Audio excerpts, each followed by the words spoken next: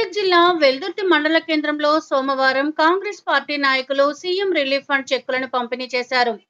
వెల్దుర్తి మండలంలోని 12 మంది లబ్ధిదారులకు అనారోగ్య కారణాలతో ప్రైవేట్ ఆసుపత్రిలో వైద్యం చేసుకుని సీఎం రిలీఫ్ ఫండ్ కోసం దరఖాస్తు చేసుకున్నారు. వారికి నియోజకవర్గ ఇన్ఛార్జ్ ఆవుల రాజిరెడ్డి సహకారంతో 5,56,000 రూపాయల నిధులు మంజూరయ్యాయి.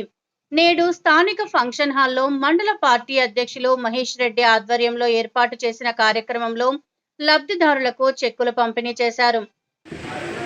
ఈరోజు వెల్దుర్తి మండలంలో ముఖ్యమంత్రి సహాయ నిధి కింద మరి 12 మంది లబ్ధిదారులకు చెక్కుల పంపిణీకి విచ్చేసినటువంటి పిసిసి ప్రధాన కార్యదర్శి నర్సాపూర్ నియోజకవర్గ ఇన్ఛార్జ్ ఆవుల రాజిరెడ్డి గారికి మరియు ఇక్కడికి విచ్చేసిన లబ్ధిదారులకు మరియు నాయకులకు కార్యకర్తలకు అందరికీ హృదయపూర్వక నమస్కారం తెలియజేస్తూ ఉన్నాను.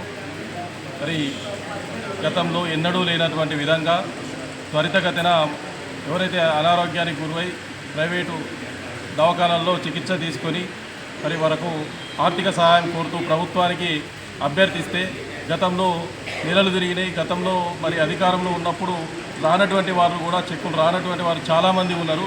కానీ ఇప్పుడు మనం ఎప్పుడైతే మన ఫైల్ ఇచ్చిన 2 నెలల్లో త్వరితగతిన అందరి లబ్ధిదారులకు ప్రభుత్వం నుంచి ఆర్థిక సాయం అందుతూ ఉన్నది.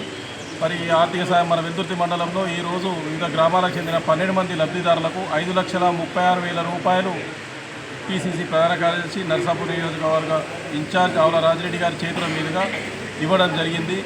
మరి ఇది పేదలకు మరి గొప్ప వరం లాంటిది. గతంలో సంవత్సరానికి 400 కోట్లు మాత్రమే ప్రభుత్వం సీఎం రిలీఫ్ ఫండ్ కింద ఇచ్చిన సందర్భం ఉండే. ఎందుకంటే 10 సంవత్సరాల యావరేజ్ చూస్తే 450 కోట్లు కూడా దాటలేదు.